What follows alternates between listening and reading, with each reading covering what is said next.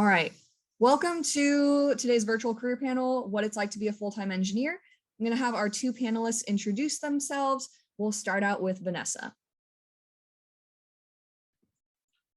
Hi, my name is Vanessa Cabrera. I graduated with a bachelor's in chemical engineering in 2019. I currently work for CenterPoint Energy in Houston, Texas. I work as a associate gas engineer. So I work in natural gas distribution, which means that I design the natural gas pipelines that go through around your house, whether it's residential, industrial, or commercial. And Mike. My name's Mike Smith. I just graduated from LSU a couple of years ago with my mechanical engineering degree, right when the pandemic hit, actually. So not even a couple of years. Feels like forever. So I work with Chevron. I work in the midstream sector, and I do basically operation support for the California cogens. So I'm over here in Bakersfield, California. I have 31 cogeneration units that I support.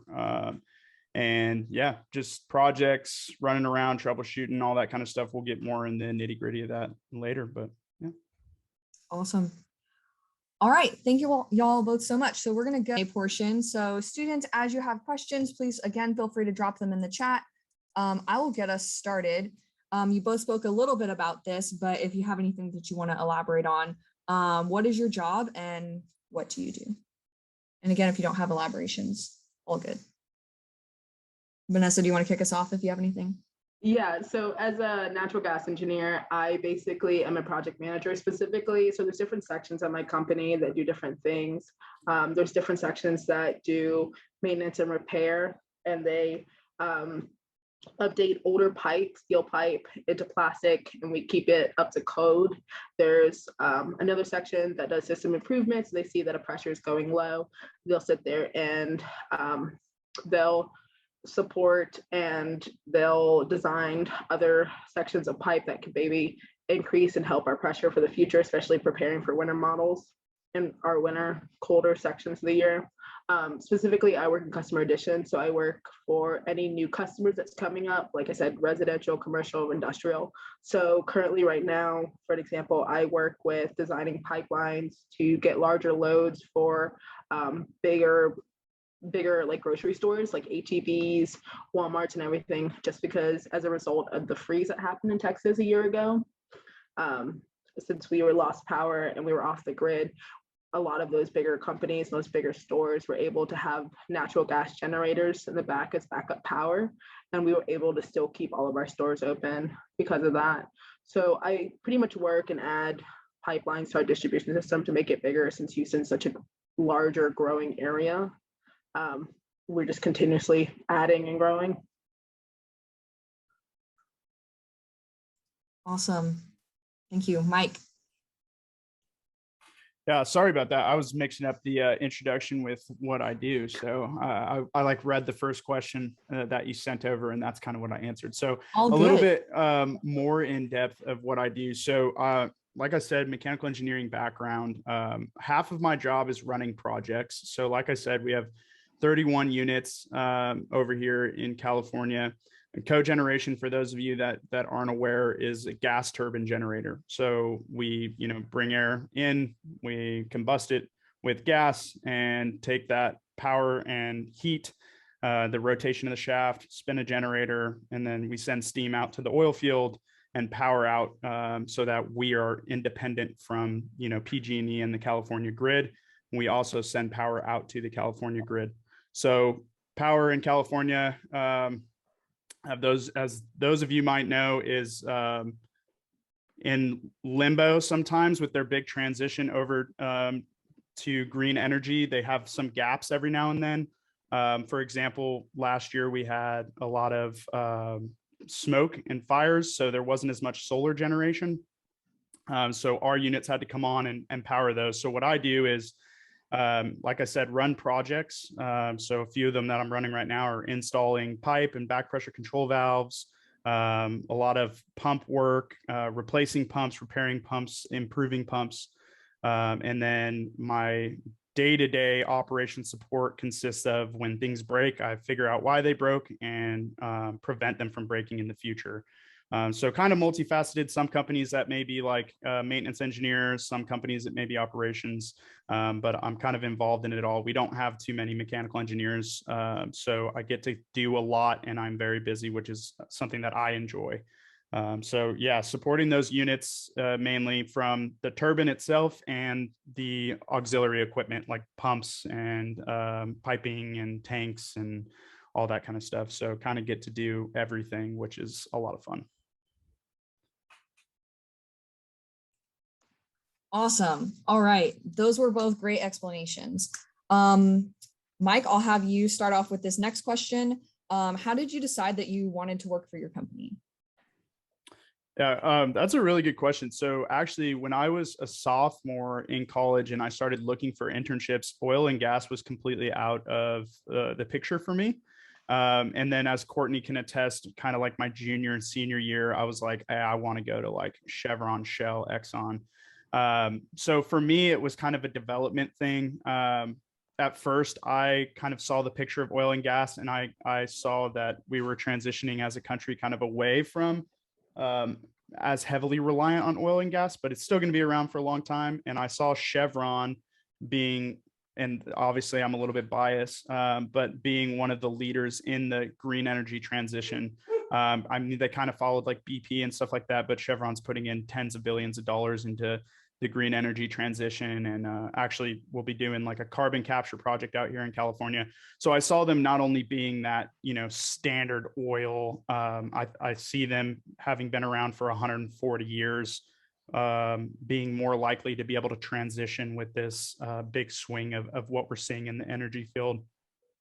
So that's kind of why I changed my mind, but it was from a list of companies that I had. So something that I recommend for you guys is, you know, do your research in advance of going anywhere. Don't listen to anybody else. Like, people have their own biases that, you know, are going to affect how they feel about a place and how they're going to talk to you about a place. So do your own research. And if it feels right and you talk to a lot of the people and the people feel, you know, good to be around and nice and like they have a good work-life balance, then that's where, you know, you should gravitate towards, unless you don't want a work-life balance or you don't want nice people. I mean, it's up to you completely, but definitely do your research. And that's kind of how I got to where I was initially going from like, I don't want oil and gas at all, to now being like, oh, you know, I love it, and get to be kind of on the front end of this transition. So yeah.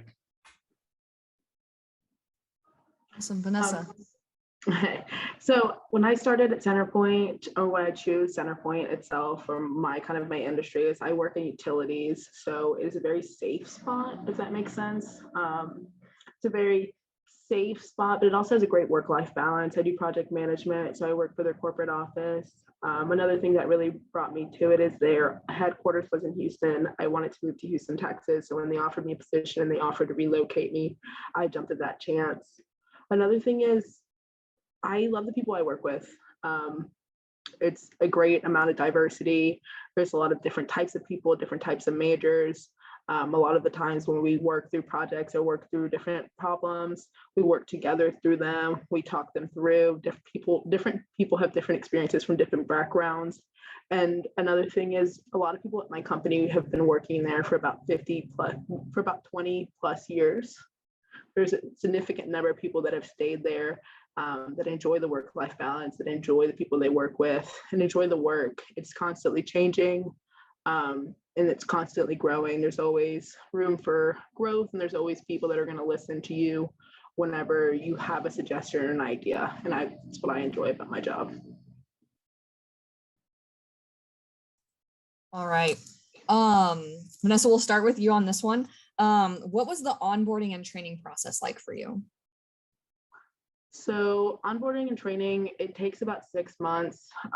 We go through different categories at my company. So a lot of it, since we work with a lot of operations in different fields, upkeep our pipe. So it takes about 2 weeks per section, and you just go out and you ride out with people with operations. You're still working and training when you start smaller projects and working on those on the side, as long as is also going out into the field most of the time, but it's consistent and it's constant. So any opportunity that I want to take to go out there to training, or any opportunity that I have that will help me grow, it will, they'll let me do it. So if there's, for example, there was a pipe that got hit a couple months ago, and it was a 12-inch high pressure pipe, and we need to stop our entire system, or that point, to stop flow so we can repair that piece of pipe. And in that case, I just went out there, just asked the inspector to go out there, just watch them plug and replace that pipe.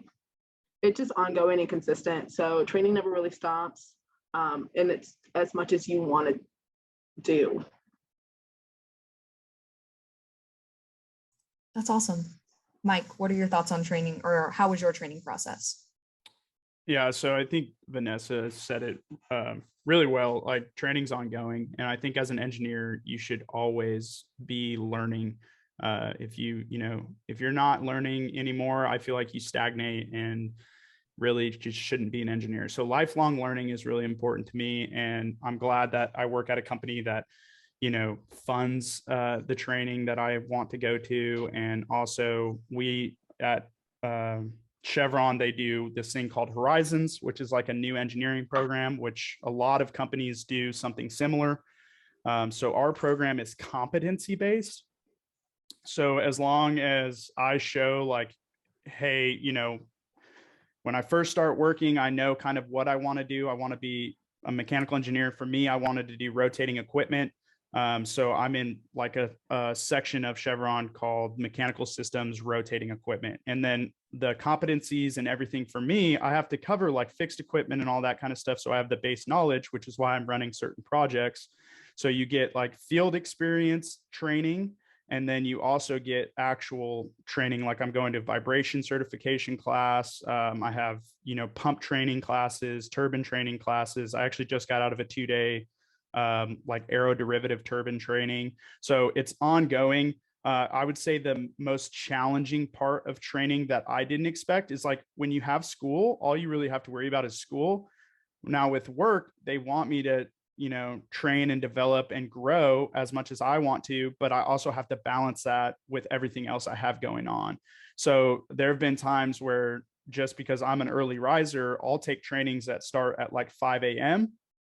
and they're a few hours, and I'll get them out of the way early so that I have the rest of the day to knock out like any operation support, any of my project work, anything like that. So that I think some people kind of fall behind on the training end when they're new because they're maybe a little overwhelmed. So just keep that in mind. You should always be learning, always be training. Don't get caught up in the day-to-day. There are certain monotonous parts of your job that you have to do. Don't get caught up in those and not train because you have to do those. So find a way to work those in. It's super important. And most companies are going to want to train you because you're going to become more valuable the more you learn. So, yeah. Awesome. And we have our first question in the chat directed to Mike. So while you were at LSU, how did you go about finding internships? Yeah, so Miss Courtney Frost here is a super important connection for you to have. The very first thing you're going to want to do is develop a solid resume. So that's the first thing that people are going to see, especially when you're looking at basically what I'm about to tell you where I looked. So the different spots that I went and found internships were LinkedIn, Handshake, which used to be Careers to Go when I was there. They just transitioned to Handshake. So Handshake is really important. But the one that you're going to have the highest success rate is going to be your career fair. So the career fair is super important. I personally will never tell you to skip class, but if you have class during it, think about it.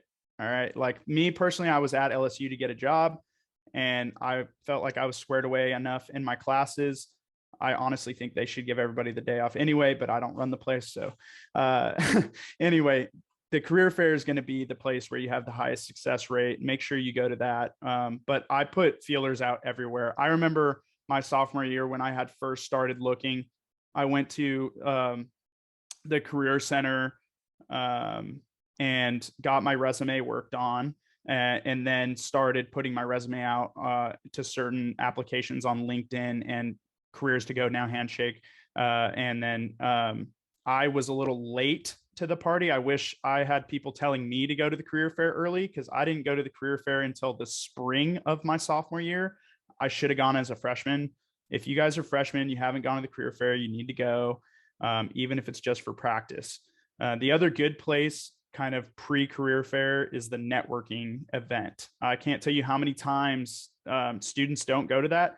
How many times that I went and talked to an employer and they were like, hey, come back and see me tomorrow and bring your resume. And then they're already ready to talk to you. I got an offer. So this kind of going to my senior year rather than an internship. By doing that networking, I had a job offer from BASF within 1 week after the career fair, because I networked with them at the networking event. Then she said, hey, come straight to me at the career fair. And I literally barely even had to talk to her. And she was like, hey, go keep applying. Like, these companies know what you're doing. So don't feel like you can't go to the company right next to them and talk to them as well, but just always be honest. Anyway, sorry, tangent.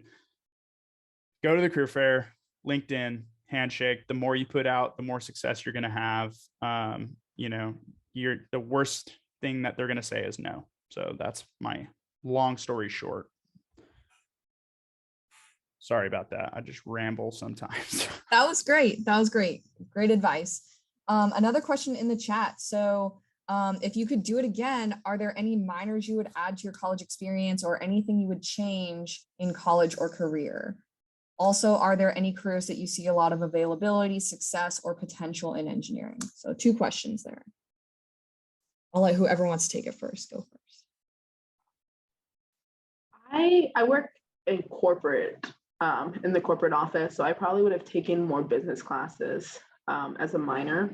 It's probably my only complaint that I didn't, just because it helps in a management standpoint. That's kind of where I see my career going, is up the management, like more of a management role as opposed to a technical role in my career. So I wish I would have taken more business classes.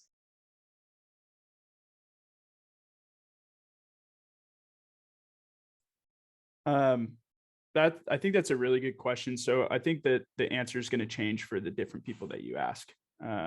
So for me, there's nothing I would have taken, because there's so much you learn on the job that's unrelated to your degree, that once you find out in your job, like, oh, I have this knowledge gap, then maybe I would look at going and getting like a minor or a master's or something like that, and taking the additional training and classes that way.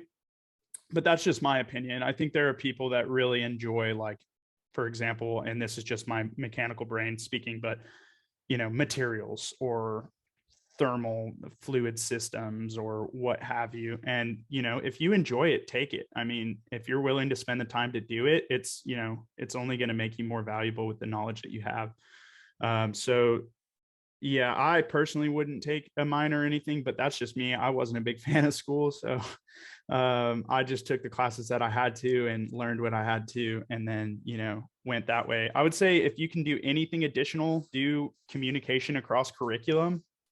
That's a huge value add. That one, I think I was one of 40 students out of my 4,000 student graduating class that had that. So it was a big differentiator, and it's going to help you far more. Those soft skills, companies look for those a lot when you're new, because everybody kind of comes out at the same level in a lot of ways.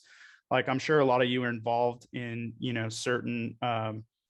certain like extracurriculars. Some of you are taking minors and things like that. So find the things that will differentiate you from your peers, because everybody's coming out with, an LSU engineering degree or computer science or what have you. So how are you going to separate yourself there? And if that's a minor, or if that's, communication cross curriculum or something like that, that's what I would recommend. And then the future careers, I see a lot of availability, success. I mean, it's really anywhere, right? Like, it's kind of going to be up to you. I would say look for more of the things that you enjoy, rather than just looking for I think engineers are in demand. I mean, if you look at the job market right now, I mean, there's a lot more jobs than there are people to fill them. So you guys probably coming out in a good time. If for those of you that are starting to graduate, but I don't know. I mean, maybe Vanessa can add to this. They're always going to need utilities. You're always going to need, think about the things that people need, and then there's going to be a filler for that. Well, what I've discovered living in Houston is there's so many different types of careers, especially as an engineer. You could do consulting. And it's not even consulting. You can do IT consulting. It doesn't matter what type of major you came out of. You can do just about anything. And as an engineer, it qualifies you to do just about any sort of business, whether it's financial or finance, or whether it's utilities, whether it's manufacturing, whether it's IT work. So there's always opportunities out there. You just have to figure out what you enjoy doing, and you have to figure out what works best for you and works for your lifestyle as well. And then adding to Mike, if you feel like you are missing something for like in your minor, or you didn't take enough classes, I think his suggestion of taking it as a graduate, taking those minor classes, or getting a graduate degree is really great too, because once you get started at a company, a majority of the time they'll pay and expense that as well, and they'll support you through that graduate degree. And it's a great system that you'll go through. And a lot of the times, especially if you live in a bigger city, you can get, even virtually now that we have a lot of those opportunities because of COVID, you can get like your MBA. If you want to get an MBA or a graduate degree, you can get it online and virtually. You don't particularly have to be there every single day. You can do it on the weekends. You can do it in the evening. So there's a lot of different options if you're looking to continue that education. Awesome. Those were great answers. I'm going to ask a question and then ask the questions from the chat. Can you tell us about the first project or two that you did in your new role, or what type of projects somebody in your role might do? Mike, I'll have you start on. Awesome. Yeah, so it's been a lot, actually. Like I said, we don't have too many mechanical engineers. So my boss kind of had to sit down with me, chuckled, and said, I'm going to throw you to the fire and see how you do. And I'll be there, to save you if I need to. So I got to learn a lot by having a lot to do. Some of the first things that I did, so we have what's called a natural gas bullpen is the verbiage they use. And it's a big gas pipeline, kind of like what Vanessa ties into as well. But we have it going directly to our cogeneration units. So we have these 4 large units that use just, millions of cubic feet of gas a day. So big old pipeline that comes off a 12-inch to an 8-inch, and then you have like a bypass with control valves. So what they used to have to do to isolate that system is they would have to run like a 1/4 mile down the hill to manually close the block valve to isolate our cogeneration units from the gas line, which is like really just poor operations. And it's just like not safe. And so what we did is we added automated gas valves in there. So the control valves fit the system better. And then the valves in front of it, we have air operated shut off valves. So the operators from the chair can just, click shut off, and the valves will close and isolate that system. So that was my very first project that I got to kind of do. And then I guess to caveat that, like I said, my other half of my job is operations support. So we have, again, these massive turbines, and they have large fuel nozzles that, flow a bunch of fuel and air through them. And my job is to kind of QA, QC those, quality assurance, quality control those when they come back from vendors for repairs. And I flow them on a flow bench, which is like uses pretty advanced, basically compressed flow mathematics and fluid mechanics that way to calculate the effective area. So basically I go in, I get all that data, use that flow system, and then basically make sure the nozzles that are coming back are good to be able to go into our units. And then I get old nozzles out to get repaired and stuff. So that was kind of my first 2 big things. And then beyond that, it's just built way up after that for projects and daily work. So Awesome. Vanessa? So I have kind of different projects than Mike. So I work with multiple projects at one time in project management. So for many time throughout the year, I work from 15 to 22 projects. They're constantly in different spots and they're kind of smaller, on a smaller scale than Mike. But some of my favorite projects, one of them was for one of these big companies that's currently attempting to move to Houston. So they need natural gas for their factories or whatever company, whatever site that they're doing out here. I can't really disclose that information, but one of my favorite things is working with their economic development group and kind of deciding on which site locations would be best for that company. And it's really cool. It's huge companies that I get to work with and give them my opinion and present and say, hey, this is your best option if you're looking to save money on utilities. So that's something really cool that I get to do. It's more on a business aspect than engineering aspect, but I get to work closely with the electric side of my company, and I get to work closely with the economic development side of that future company that could potentially come and bring business, jobs, and people to the area. Another type of things which I personally love, my favorite type of projects are multifamily projects, which is what we consider apartment complexes. So a lot of apartment complexes in Houston are getting natural gas either on the rooftop or they're getting them just in manifolds, what we call garden style, to these apartment complexes. People consider them as luxury amenities of getting natural gas to their households, to their apartment complexes. They're my favorite because I get to spend a lot of time with the superintendents and the developers of these apartment complexes. I get to go out there and walk the sites with them. I get to physically see what's going on, and I get to physically design those natural gas lines myself and make all of those decisions myself. It's my favorite type of project management because it's more hands-on than just doing the design work that sometimes I typically do. Awesome. Those sound like really cool projects. All right, a question from the chat. So what is the best way to differentiate oneself among many applicants for a position? I can take this one. So there are a lot of things, and there's not just one answer to this question. But to preface what I'm about to say, your schooling is the most important part, right? So you need to be able to understand your classes and what you're doing. Some of you may not use 85% of it, but it's going to really suck if you don't know the 15% that you need to use. So just hear me out with that. So I would say the biggest things that you can do that differentiate yourself is anything that's slightly more work than your degree, because most people don't want to do more work. So like I said earlier, the communications cross curriculum, I felt like that was a really easy kind of added work type thing to do to get the award. All your classes as a mechanical engineer, I know Chemi has a lot of I think they call them CI classes, if I remember, communication intensive, I believe that stands for. So Mechie, Chemi, I'm sure the other engineers now, they've probably built them up to where you have, you meet the course requirement for CI courses.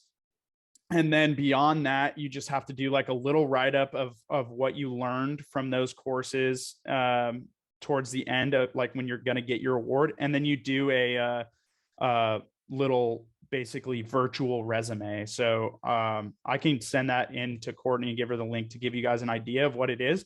But it was super simple. I mean, it's just an extra form of communication. But I'll tell you what, in the manner of like differentiating myself, that was one of the top things at my resume. And every single employer asked me about that. And I was able to go in and be like, hey, if you want to check out my virtual resume, like here it is, or I think they called it a portfolio or whatever.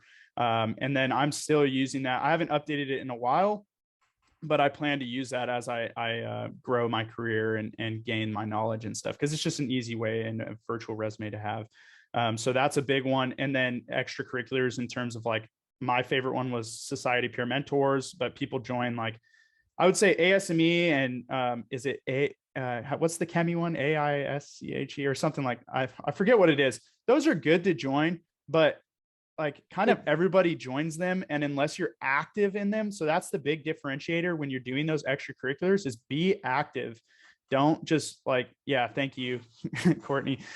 So be active in whatever you do. So like ASME is great to join, but if you just join to have it on your resume, like employers sniff that out so fast. Like if you're going to join, be involved and make sure, you know, you can have something to talk about. So that's what's going to differentiate you, I would say, the most. And then if Vanessa has anything she Mike, did. I think you did a great job. I will be completely honest, I was not as involved as I should have been in college, and that's probably one of my biggest regrets, is to be actively involved. I was involved with the engineering ambassadors, and I really enjoyed my time there. I got to know a lot of the professors. I got to do a lot of networking through my my time there, but it was more of a job. It was something more that I actually just enjoyed doing. But my biggest thing is just being able to network and communicate. I thrived at the career fair because my personality really shone through. I really got to know the companies I kind of wanted to work for and with, mostly just because I got to talk to them through it. And that's where I succeeded the most, honestly. It's the only thing I really did that made me stand out. I didn't do a lot of involvement, but I did do a lot of networking, whether it came to my professors, whether it came through the career fair. But the biggest thing is, honestly, actually, I take that back. Talk to your professors. Go to their office hours, get to know them. They have a lot more connections and networking opportunities than you would think. And if you talk to them and they see that you work hard and they see your work ethic and they actively see who you are as a person, they'll recommend you. You can also ask them for different opportunities. You can ask them for different job opportunities. And it's something. That's a really good point. Yeah. Awesome. That was excellent. All right. So this one is more about internship opportunities. So a lot of internships have requirements. And says, Mike, you mentioned you started looking for internships your sophomore year. Wouldn't all the core classes where you learn true engineering material come your junior and senior year? So I think this question is about getting those internship opportunities early and meeting those kind of core class requirements for internships. Yeah, so I think that's a common misconception, is that companies don't want to hire you until you have like technical experience. Like school doesn't teach you the technical experience, it teaches you how to solve problems. So if you show that you're you know, good with your soft skills like communication, networking, like Vanessa said earlier, that's probably the most important thing that's going to help you get internships. And they're going to teach you what they want you to know. So yeah, some internships are going to say, oh, we only want juniors or seniors because they'll be doing more technical work. But honestly, if you guys have passed Calc 1 and have physics, like you'll be able to figure out most things in your job. Like just learn Excel, learn how to use the Microsoft package, and learn how to be on time or early, dress well and speak well. And you guys will pretty much learn everything you need to learn at your internship or your career. So don't ever let really anybody tell you that you can't apply before. I wish I was applying as freshmen. I know plenty of people that have gotten internships as freshmen. For example, one of the girls we're hiring to come kind of backfill me has been with Chevron for 4 years as an intern.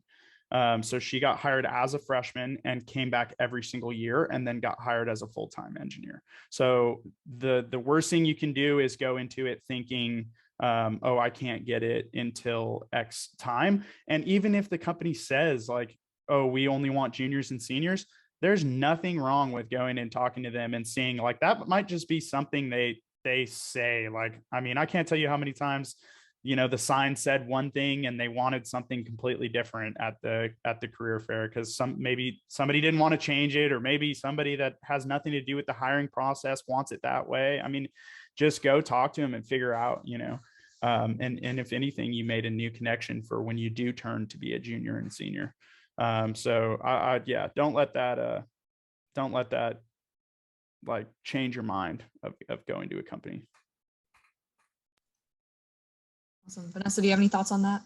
No, I agree with Mike completely on that. you just try your best. Try your best out there. If you apply and they reject you, like you said earlier, the worst they can say is no. At the very least, you got experience applying, you got experience interviewing, or you got experience just putting yourself out there.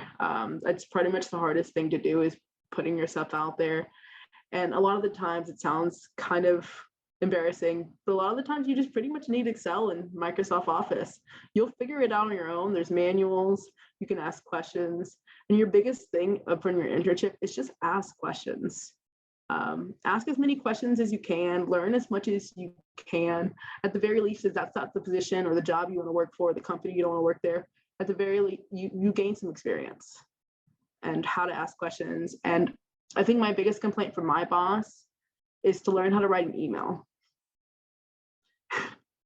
His biggest complaint is that new hire engineers don't know how to write emails. Awesome. Well, it's certainly an important skill, writing emails, and college is a great time to practice that.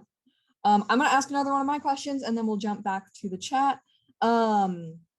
What were some of the biggest adjustments you had to make as you transition from being a full-time student to being a full-time working professional? Vanessa, I'll let you jump in first on this one. The biggest adjustment that I've had to make is to live without the anxiety, the constant anxiety of having assignments and studying, and having a lot of free time and what to do with that free time. So I think that was my biggest adjustment from going, because I mean, I've always kind of worked all of my life. So I've been used to having a full-time job, but not having a full-time job and not having the stress of school with it is kind of freeing. But it's also kind of stressful because of the fact that you don't know what to do with all of it. That's pretty much it. I love working full-time and not going to school. It is pretty great. Sorry, it is. Mike, So what thoughts do true. you have? So true. That was a great, great explanation. I would say for me personally, is like at school, you're given this structured problem and you solve for X, Y, or Z, right? At least for me and my experience, that does not work in any way. Like I have a multivariable problem with not enough equations, and I need to figure out how to give a solid answer, but also I need to be able to have enough confidence in myself and enough, I guess, I don't want to say maturity, but kind of humility to say like, I don't know. I don't know. Like at school, it was really easy. Like if you didn't get the answer right, you got an F. But you know, at work, like if I don't get the answer right, I don't want to give answers that to make myself seem like I know what I'm talking about when I don't, because one, I can get somebody hurt or even, you know, killed, or I can, you know, get fired. So for me, it was like realizing like, hey, you know, keep learning, keep growing, and be able to say like, I don't know, but I'll find out, and follow up with that answer. And then, yeah, I would say that that's it for me. But honestly, having the free time and stuff was a great, I mean, it's weird. Like, you know, I work 4 10s. So I have all this, I have 3 days off every week, and I like golf every Friday. And like, yeah, it's really, it's awesome. But I work 980, so I have off every other Friday, but it's still nice. But what Mike said was correct. That is the scariest part, is making decisions as an engineer that do affect other people, especially safety wise, because safety is the most important aspect of our job. Those are really great insights. just like highlight, if you don't know, ask questions. Don't say you know if you don't know. Like, don't be afraid to say, I don't know. Don't be the engineer that comes in and acts like you know everything. And it's really not scary. Most of the people, your supervisors, your manager, whoever's helping you, your mentor, will be more excited that you asked the question. Yes. Especially if it's a question that they don't know the answer to either. They'll honestly, if you have a good supervisor, a good mentor, a good manager, they'll be like, that's a really great question. Let me figure this out. I don't know the answer. but let me figure this out. And it's not uncommon that people with years of experience don't know the answer to your question. You just asked a good question. Those are all great insights. All things that I find true in my job too, not doing engineering. Awesome. Okay. So a question from the chat. Are your expectations of your career and what it is,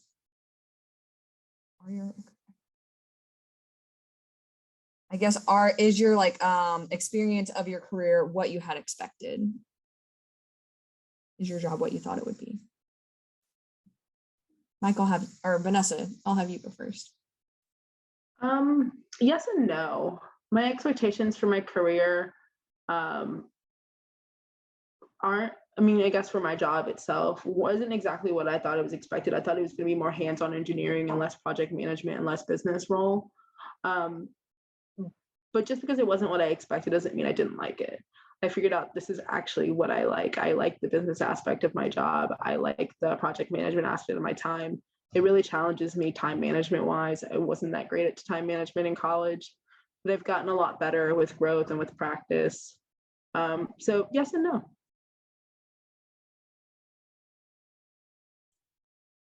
Yeah, so for me, there are parts that are really aligned, and then there are parts that I'm like, I think everybody experiences, like I said earlier, there are parts of my job that are so monotonous that I almost have to like will myself to do them. And then there are parts that like I wake up excited to do. So it's like that healthy balance. I would say for me, I didn't expect to be running so many projects. I expected to be more of like that troubleshooting, solving problems type engineer. But now I'm kind of like a mini project manager and doing that. So I would say the biggest advice I could give like all of you is no matter where you are or what you're doing, like you're in control and you need to communicate what you want out of your career and not say no to opportunities, but just like kind of know what you want to do and don't be pigeonholed. So that's something that I've seen is like, make sure you're comfortable with kind of where your path is going. So clearly communicate that and you'll be fine. You're in control of it. So for me, it's just been like, I love it, honestly. But I don't enjoy like the business side as much as I think Vanessa mentioned that she enjoys it. For me, I'm like, I'm good. I just want to be a technical guy my whole life. I don't want to run projects and stuff. So yeah.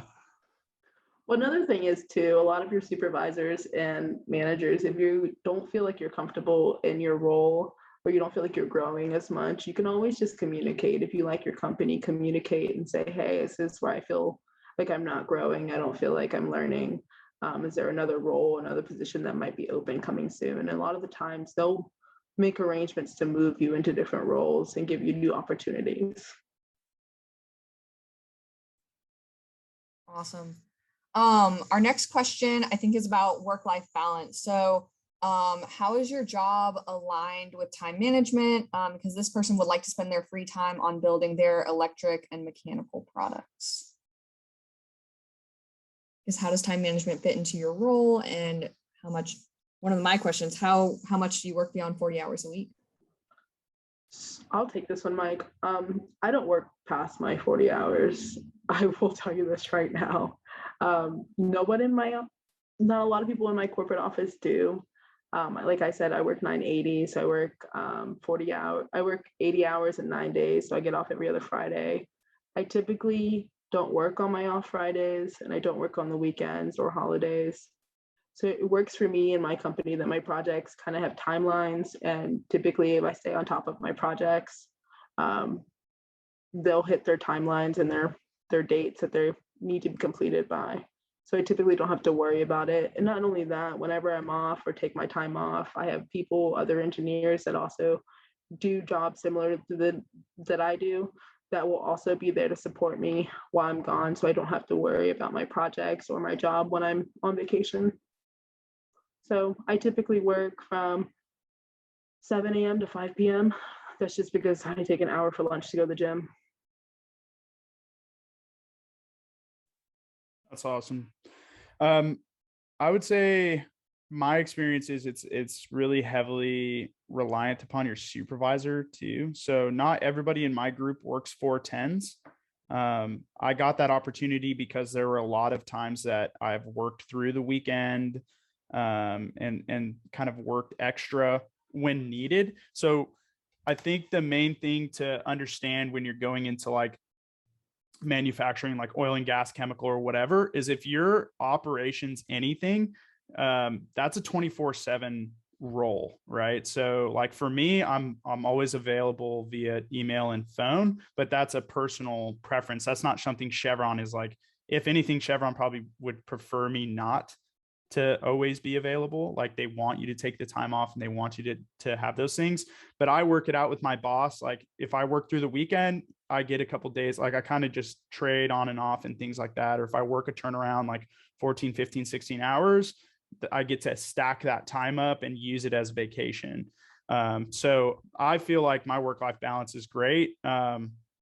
But I do feel like it's heavily reliant on your supervisor or who you report to, because there are certain areas that people work, like not necessarily with my company or with Vanessa's company, but I see people working 60, 70 hours a week.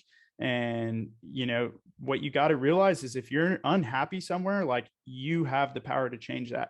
So I'm super happy that I get to work more hours. Like I enjoy it. I like being able to work 14, 15 hours sometimes. And then some days I'm like, okay, I'm going to take off a little early today, or like I need to go to an appointment or go do this. Like I have the freedom to do that.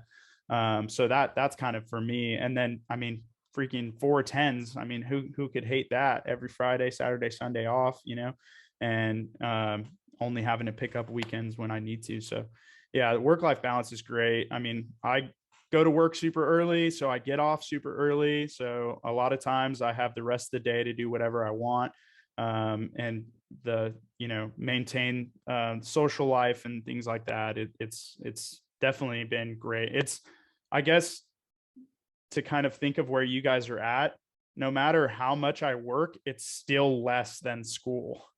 Because like school seemed like a 24-hour role. It's like you're stressing about it and the anxiety of like the tests and the projects and all this other stuff. Like when I'm done with work, like it's done. I'm done. I don't have to like worry about the homework that I have to go home and do or anything like that. Like I get to work and I get paid well to do what I do, and then I get to just shut it off and be done. So I think you guys need to realize you're in control of that. If you're working more than you feel like you're being paid, you need to have that conversation. And if they're not willing to pay you that, you need to be willing to move on. Or if they're not willing to adjust your schedule, you need to be willing to move on. So just keep that in mind. Those are all great insights.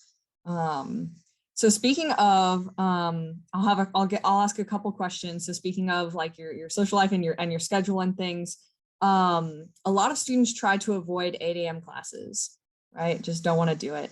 What is it like having to be at work so early every day? I'll start, Mike. I avoided 8 a.m. classes for the first couple of years of my college career. And then towards the end of my college career, I think I just started it because I just needed to start my day early and try to finish my day early. Now that I'm working every single day, that 8 a.m.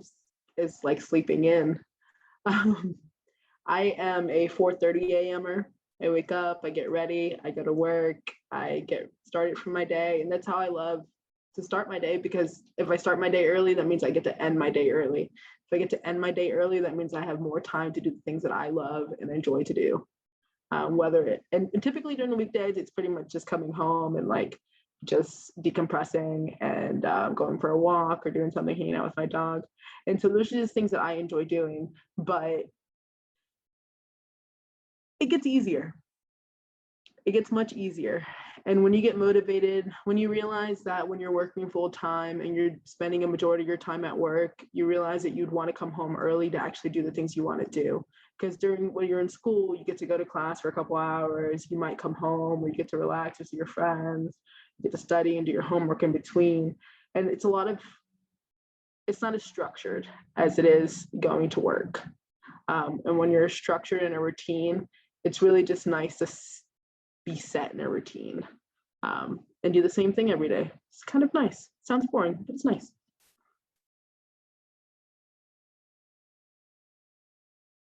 So I hate to be the bearer of bad news, but I'm not a good guy for this question. I graduated high school and joined the military, so I've always been that early guy. I was one of the first people to always show up to PFT, and I always did my stuff in the morning. So I'm not a good example of that. I think you should always be early wherever you go. Mornings are when things happen, at least in operations. A lot of the meetings and things like that. My earliest meeting every day is at 6 a.m.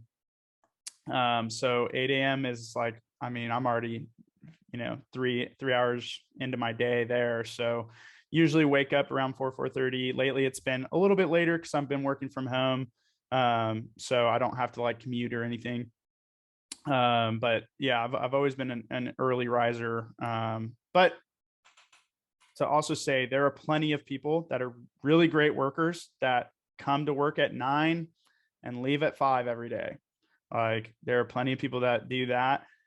Because I work 10 hours a day, well, 11 because I take an hour lunch. I try to like be super early, and then so that I'm not there till like 7 p.m. every night. Kind of like Vanessa was saying, I like to go home and play video games or go hang out at the bar with my friends or whatever, so the earlier you do things, the earlier you can go home, I guess, is the best way. And like Vanessa said, so. Yes. Starting work early is good.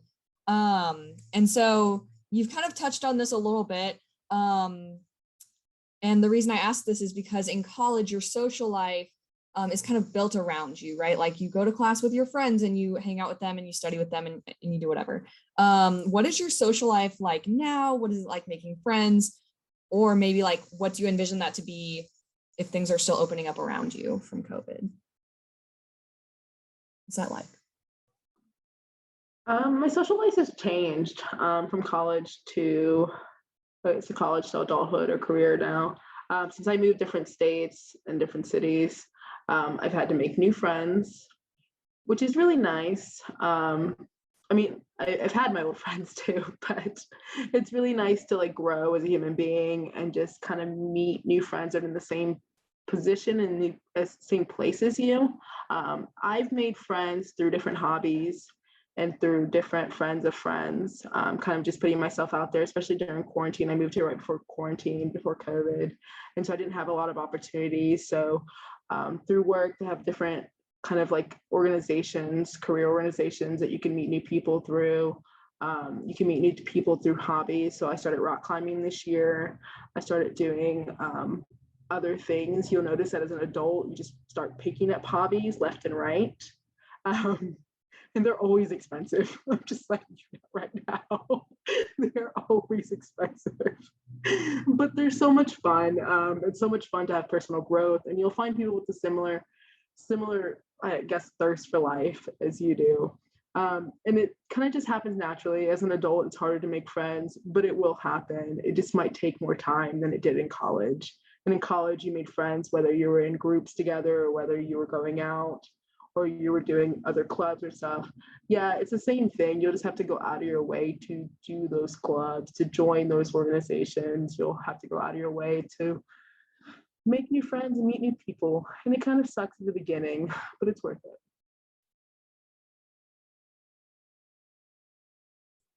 Yeah, Vanessa hit the nail on the head. It's definitely different. And I feel like I'm more in control of it, I guess. Like I get to be open with people that I meet and stuff. And like, if I don't really enjoy what they're doing just because we're in the same classes together and the same things together, like you don't just automatically become friends kind of that way. It's like it develops in more of a natural way, I guess, that I've noticed. So I really enjoy it. I mean, like she said, when you're an adult, you start getting expensive hobbies and stuff. I think that has to do with because you're making money instead of spending all that money on school. But yeah, I would say like I golf every Friday. Saturday evenings, I've been going to play pool with my friends at bars. And then like Sundays, I watch football all day. I just bought a 75-inch TV, just spending stupid money on stupid stuff, and we watch TV and just have a good time. Like, it's really great. Like, it's just so different though. But I have 2 college buddies that'll be standing in my wedding in April, like that relationships that you build with people they're so through and through, from school, because you guys just did that grind together. So yeah, it's just different, but it's a good different. So. Awesome. And I'll ask one more question.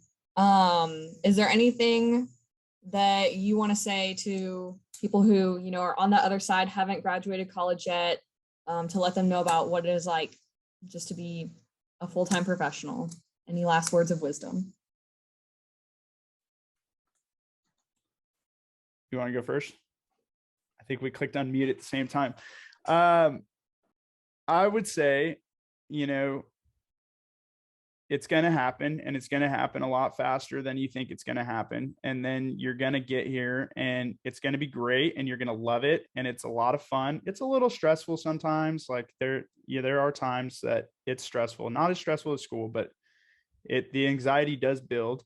But like, enjoy what you're doing right now, learn it, grow from it, and just enjoy it now. And then when you're in your career, you'll be able to reflect on it and give back, just like Vanessa and I are doing. Like, make sure when Courtney reaches out to you and asks you for an opportunity to help others, make sure you heed those in your future, because it's gonna, 1, help you appreciate everything you've been through, and 2, help others. So I would say, you guys, it's a lot closer than you think it is. It'll be here before you know it, and you'll miss the football games and I don't know if you guys go to like Tigerland or what you guys do, but you're gonna miss it.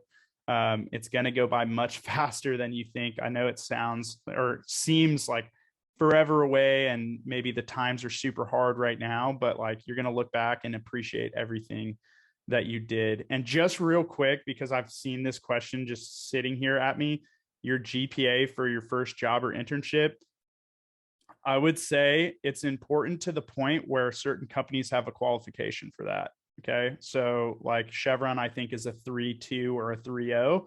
If you have lower than a 3.0, you're not working for Chevron. I can just say that. And I'm sure CenterPoint has one. Most companies have a minimum. So make sure, I would say if you have a 3.0 or above, you're going to be fine. If you have a little bit lower, it's not like you can't get a job. You really got to balance it out and try and work through it. So it's not the most important thing in the world. Now that I have a job, nobody ever asked me what my GPA was, but it is important to a point. So just appreciate where you're at, guys. Appreciate what you're doing now. Be grateful for everything that you're going through, because it's going to build you to be in our seats when Courtney calls you to help out in the future. I'll answer the GPA question first. For me, I did not have a 3.0, and that's why I'm not working for Chevron. But I just deleted the GPA portion off my resume and hope for the best. I wowed them with my personality, and it worked. But I also have a lot of work experience otherwise. But honestly, it's like Mike said, after the first job, it does not matter anymore. You're all in the same place. It's all about the experience you've gained and the networking you've done. As for advice, I think my 5 years in college are probably the longest 5 years of my entire life. But my 2 years of college, post-college, 2.5 years, have gone by so fast. And really enjoy college. It was a great time. It was a great experience. Meeting those many people. You'll never be able to meet as many people like that in one concentrated spot ever again. But other than that, just enjoy it. Enjoy kind of like where life brings you. And just remember, it's always your choice to be there. It's your choice to be in college and doing that career or finishing that degree. And it's your choice to be in that job, and it's your choice to be there in that career. So just kind of be aware of that and just good luck. it's fun. It's a fun adventure out there. Man, such great pieces of wisdom all throughout the hour from both of you.